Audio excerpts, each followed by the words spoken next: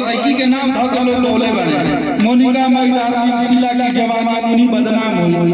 Event की भोजपुरी में हम लोग जब छोटी छोटी रही लोग मैंने भोजपुरी में कुछ ना मैंने कहा तो ना हुई तब से एक गाना इंडिया के पापा बगल वाली जान मारे ली सलोनी बिपाशा।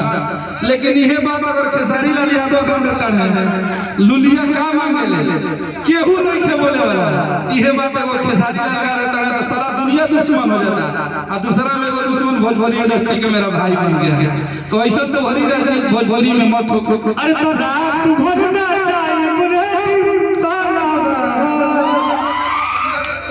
देखिए सबसे बड़ा चीज है कि गाना बजाना में केहू के व्यक्ति विशेष फोटो देके केहू के बाप के नाम लेके अगर गावा जाता वो गलत चीज है।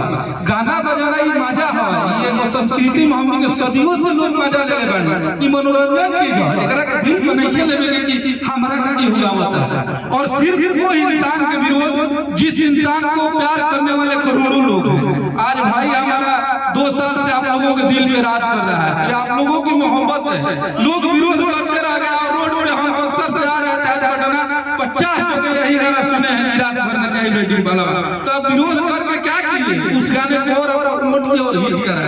पब्लिक जिस दिन इग्नोर नहीं करेगी आपके बस का नहीं है कि आप किसी को गिरा दीजिएगा।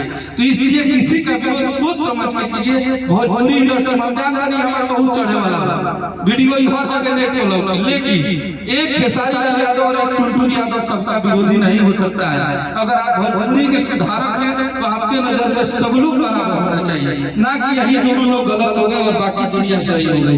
ऐसी राजनीति नहीं करनी चाहिए किसी भी इंसान को। ये लोग एक गरीब घर से वहां से उठ के आज भोजपुरी के दिलों में राज कर रहे हैं जिसकी कल्पना हम अपने शब्दों में नहीं कर सकते। मेहनती इंसान है। आज भोजपुरी के लोगों का प्यार मिल रहा है तो ये लोग आज यहाँ तक पहुंचे हैं। तो सिर्फ खेसारी लाल यादव और टुनटुन यादव का विरोध मेरे हिसाब से सही नहीं होगा। विरोध हो तो सबका हो, नहीं तो किसी का नहीं हो। दोहरी मानसिकता नहीं चलेगी।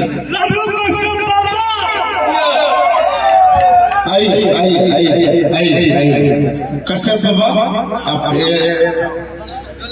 विरोध होना चाहिए, मजबूती से होना चाहिए, सबका होना चाहिए। लेकिन विरोध होने से पहले इतिहास देखना चाहिए कि कौन किसके इतिहास को कितना गंदा किया है।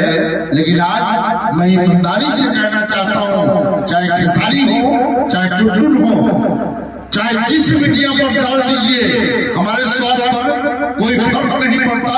लेकिन आज मैं डंके की चोट पर कहना चाहता हूँ, मैं इस भाई से प्यार करता हूँ और करूंगा।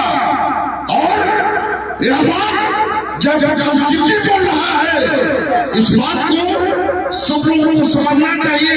क्योंकि मैं बोलता हूँ तो बोल देता हूँ, उसके बाद मैं कभी नहीं बोलता।